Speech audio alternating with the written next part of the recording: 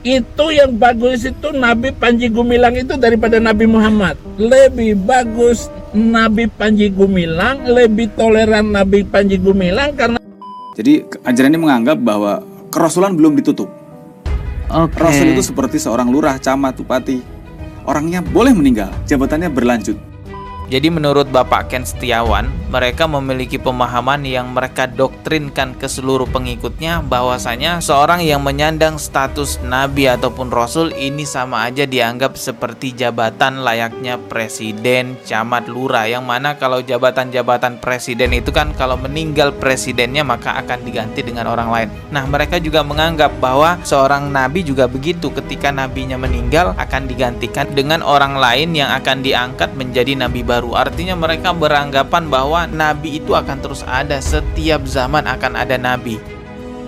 Assalamualaikum warahmatullahi wabarakatuh. Selamat datang kembali di channel Dodi Safriyadi. Yang baru mampir di channel ini, subscribe dan juga loncengnya ditekan sebagai notifikasi agar ketika saya mengupload video terbaru teman-teman mendapatkan pemberitahuan. Kali ini kembali lagi saya akan membahas dugaan penyimpangan di dalam pondok pesantren Al Zaitun. Ya, ini harus terus kita bongkar agar terang benderang sehingga masyarakat Indonesia bisa lebih berhati-hati lagi dengan hal-hal menyimpang semacam ini. Lagian juga kan MUI sudah melakukan penelitian tahun 2002 yang lalu, namun sangat disayangkan walaupun ditemukan penyimpangan di sana tidak ada tindak lanjut dari pihak pemerintah. Kali ini yang akan saya bahas penyimpangan di Al Zaitun adalah hal yang diungkapkan oleh orang yang dulunya pernah ada di Al Zaitun, yaitu Bapak Ken Setiawan, mengatakan bahwa ada doktrin yang salah di pondok pesantren Al Zaitun mengenai kenabian. Jadi ajaran ini menganggap bahwa kerasulan belum ditutup.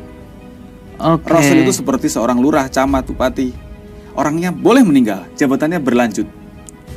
Kayaknya mereka menyebut Ahmad Sodik nabi baru. Nabi belum meninggal. Jadi hanya jabatannya saja orang meninggal, tapi ya sebenarnya jabatan sampai sekarang digantikan dengan orang-orang yang itu mirip dengan apa, Mas? Dengan ajaran apa itu miripnya? Ya tadi Isa Bugis sama lembaga Islam Bugis. Isa Bugis. Isa Bugis. Ya. Jadi ajaran yang mengkolaborasi bahwa Quran itu bisa ditafsirkan dengan roh, dengan pikiran. Dan menganggap ya tadi ada fase nanti ada Mekah, ada fase sejarah Zaidiyah. akan berulang lah, ya, begitu. Sejarah akan berulang. Oke, jadi Nabi akan terus berlanjut. Menurut mereka orangnya boleh meninggal, jabatannya akan terus berlanjut sampai hari kiamat. Hampir mirip Ahmadiyah kadang. Ya, Ahmadiyah juga beranggapan bahwa kerasulan itu belum ditutup. Ya. Tapi syariat sudah ditutup, ya syariatnya Nabi Muhammad. Tapi kenabian, misi kenabian itu akan berlanjut. Nah, ini agak aneh juga, adopsi pikirannya itu banyak gitu loh. Dari mana aja. Oke.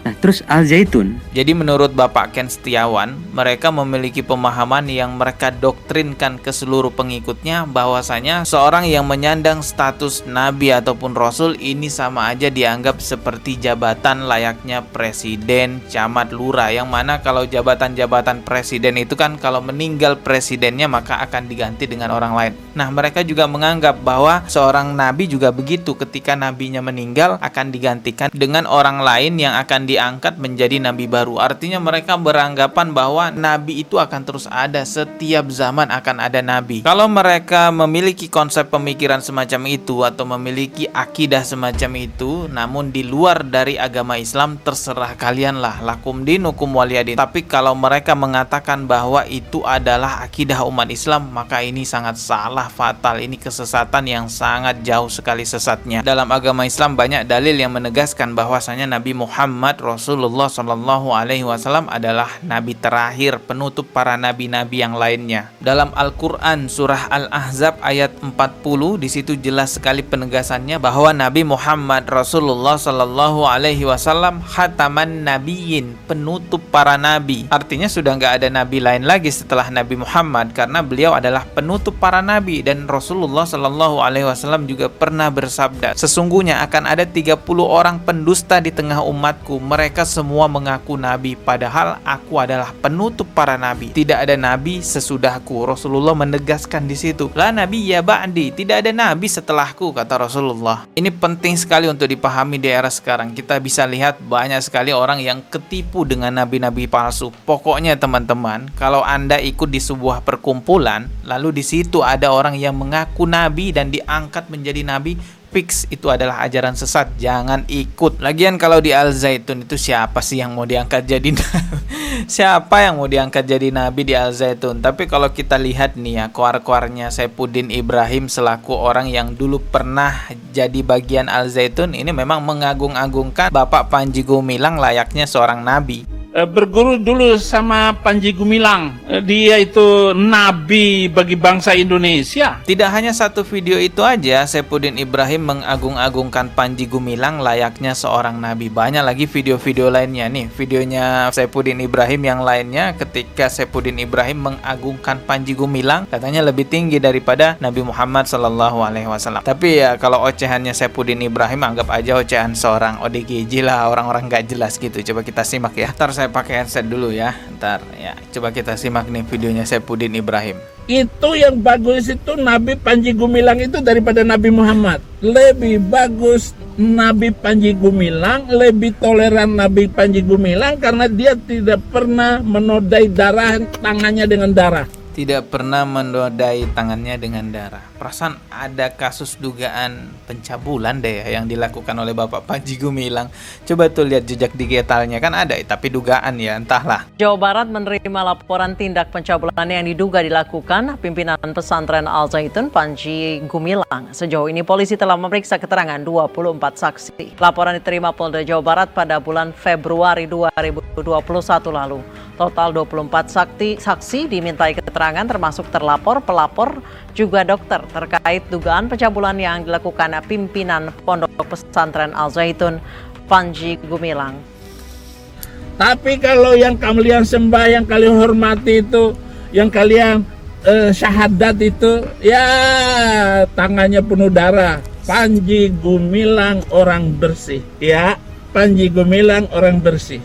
Ya, katanya Saifuddin Ibrahim Panji Gumilang orang bersih. Ya, anggap aja ocehan Saifuddin Ibrahim ini adalah ocehan seorang ODGJ gitulah. Bagi saya cuman orang-orang yang otaknya error, orang yang ODGJ yang mengatakan bahwa Bapak Panji Gumilang lebih baik, lebih bersih, lebih hebat daripada Rasulullah Shallallahu Alaihi Wasallam. Secara kualitas pemahaman Bapak Panji Gumilang mengenai agama Islam ya kita sudah tahu melihat statement-statementnya di sosial media yang ngawur-ngawur ya, menjelaskan tentang saf solat yang dia buat renggang aja ngawur tuh, ngambil dalil di Al-Quran surah Al-Mujadalah ayat 11 yang dia tafsirkan ngawur semau-mau dia sendiri. Ini kan memperlihatkan sejauh mana kualitas pemahaman Panji Gumilang mengenai agama Islam. Bahkan ketika media Polri mendatangi Panji Gumilang dan kembali menanyakan tentang saf solat yang dibuat renggang, Panji Gumilang kembali lagi mengeluarkan statement ngawurnya.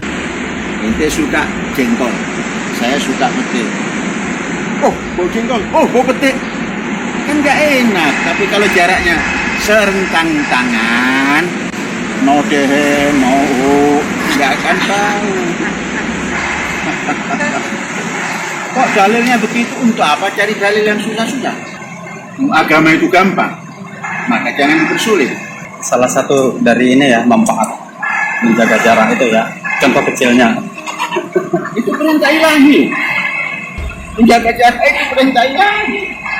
Dalil apa yang dipakai orang ini ya? Katanya kalau merenggangkan saf solat itu biar nanti yang makan jengkol, yang makan pete itu saling gak kecium baunya gitu katanya. Terus dia bilang, wah ini perintah ilahi. Perintah ilahi dari mana Pak? Rasulullah Shallallahu Alaihi Wasallam ketika solat itu selalu memerintahkan kepada jamaahnya rapatkan dan luruskan safnya. Sampai saat ini kita meniru Rasulullah seperti itu. Lalu datang seorang Bapak Panji Gumilang sengaja merenggang-renggangkan dengan alasan ya jengkol pete. Aduh, ini yang mau diangkat jadi inikah yang mau diangkat jadi nabi? Saya bukan merendahkan Bapak Panji Gumilang. Ini memang perlu dijelaskan agar kebodohan-kebodohan yang disampaikan oleh Bapak Panji Gumilang tidak dianggap sebagai sebuah kebenaran dalam agama Islam. Kan bahaya banget tuh, apalagi santri-santrinya bisa aja membenarkan perkataan Bapak Panji Gumilang itu. Dalam hal lain di luar urusan agama mungkin Bapak Panji Gumilang punya kelebihan. Kan kita tahu juga dia punya gelar profesor, tapi dalam urusan agama udah kelihatan lah sejauh apa. Makanya saya bilang tadi Saipudin Ibrahim ini ya kayaknya udah ODGJ deh. Dia meninggikan Bapak Panji Gumilang, menganggap bahwa Bapak Panji Gumilang lebih tahu urusan agama daripada Rasulullah. Semoga kita semua bisa terhindar dari kebodohan, dan semoga dengan pembahasan kali ini minimal bisa menyadarkan kita walaupun secuil lah dari bahaya-bahaya aliran menyimpang ya.